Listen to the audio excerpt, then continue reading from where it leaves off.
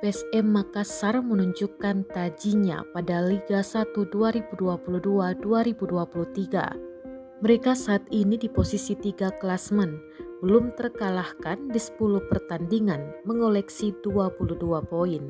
Skuad Laskar Pinisi telah menjebol gawang lawannya 18 kali, sebanyak 12 kali cetak gol lewat open play atau permainan terbuka.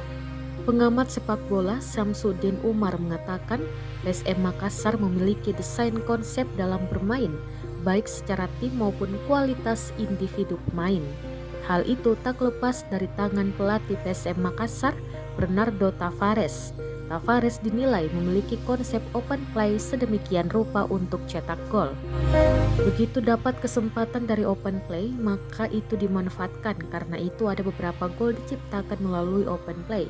Itu semua dibuat konsep sehingga kalau ada kejadian dalam suatu pertandingan, pelatih harus siap untuk merayakan gol-golnya, katanya melalui telepon pada Jumat 11 November 2022.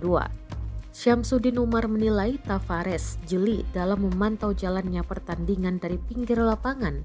Terbukti, juru taktik berkebangsaan Portugal itu selalu berdiri di pinggir lapangan, memastikan taktik, desain dan konsep dilatih selama latihan berjalan di lapangan. Makanya penampilan PSM Makassar saat ini harus diapresiasi. Seluruh orang dalam tim benar-benar bekerja maksimal. Cuma jadi masalah, sebut Syamsuddin Umar, adalah kompetisi sepak bola Indonesia belum bergulir kembali pasca tragedi Kanjuruhan.